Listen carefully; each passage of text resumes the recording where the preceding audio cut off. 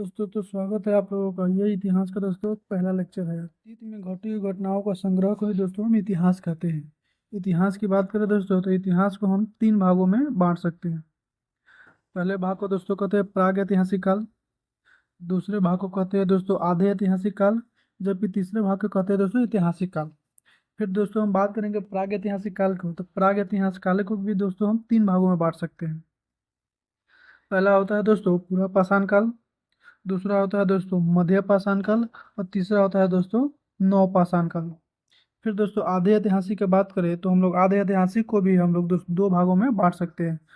पहला कहते हैं दोस्तों सिंधु घाटी सभ्यता और दूसरा क्या कहते हैं दोस्तों वैदिक सभ्यता। सिंधु घाटी सभ्यता का काल की बात करें दोस्तों तो कहीं कहीं आपको 2350 ईसा पूर्व से लेकर के 1750 ईसा पूर्व देखने को मिलेगा।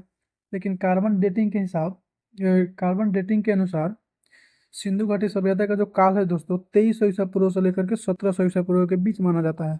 फिर दोस्तों वैदिक सभ्यता की बात करेंगे दोस्तों तो वैदिक सभ्यता को कालखंड की बात करेंगे दोस्तों तो वो 1500 ईसा पूर्व से लेकर के 600 ईसा पूर्व के बीच माना जाता है। दोस्तों सिंधु घाटी सभ्यता जैसे ही नष्ट हुई उसके बाद वैदिक सभ्यता की फिर से पुनः शुरुआत हो गई। फिर दोस्तों हम बात करेंगे वैदिक सभ्यता को, तो वैदिक सभ्यता को भी दोस्तों हम दो भागों में बांट सकते हैं दोस्तों। पहला होता है प्रारंभिक वैदिक काल या ऋग वैदिक काल, जिसका काल दोस्तों माना जाता है 1500 ईसा पूर्व से लेकर के 1000 ईसा पूर्व के बीच में। फिर दोस्तों हम बात करेंगे दूसरे यानी उत्तर वैदिक काल की, जिसका कालखंड माना जाता है दोस्तों 1000 ईसा पूर्व से लेकर के 600 ईसा पूर्व के बीच माना जाता है दोस्तों। फिर दोस्तों हम ऐतिहासिक काल की बात करते हैं। ऐतिहासिक काल को भी दोस्तों हम लोग तीन कालखंडों में बांट सकते हैं।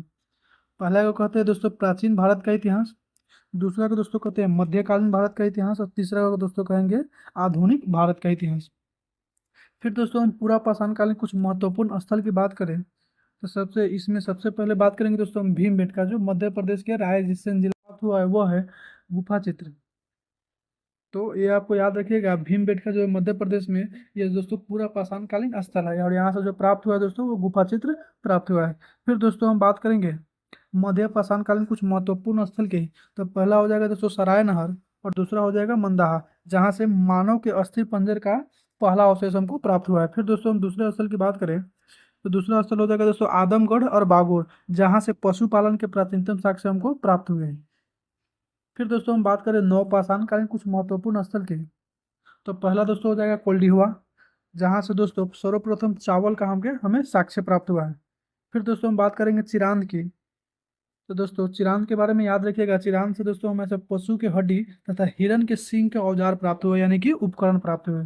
फिर दोस्तों हम बात करेंगे बुर्जहोम। ये भी दोस्तों नवपाषाण काल के ही स्थल है। बुर्जहोम एक बहुत ही महत्वपूर्ण स्थल है क्योंकि दोस्तों यहाँ से मानव कंकाल के साथ कुत्ते के कंकाल को भी अवशेष प्राप्त हुए हैं। और ये कहाँ दोस्तों है बुर्जहोम, तो जम्मू कश्मीर में अवस्थित है। ये याद रखिएगा दोस्तों, ये कितने बार एग्जाम में पूछा भी गया है। फिर दोस्तों हम संगन और कुल्लू की बात करें तो दोस्तों यहाँ से हमें राख का टीला प्राप्त हुआ है। फिर दोस्तों हम बात करेंगे नवपाषाण काल के कुछ महत्वपूर्ण खोज की, तो याद रखिएगा दोस्तों इसी काल में आग की खोज हुआ था। साथ ही साथ दोस्तों कृषि का विकास भी नवपाषाण काल में ही हुआ था दोस्तों। और पहिए का आविष्कार भी दोस्तों याद रखिएगा नवपाषाण काल में। दोस्तों पता नहीं ये कितने सारे एग्जाम में ये तीनों पॉइंट पूछे गए हैं कि आग का आविष्कार किस काल में हुआ था, तो याद रखिएगा दोस्तों नवपाषाण काल में। कृषि का आविष्कार भी नवपाषाण काल में हुआ था दोस्तों। और पहिए का आविष्कार की बात करो तो ये भी दोस्तों नवपाषाण काल में ही हुआ था।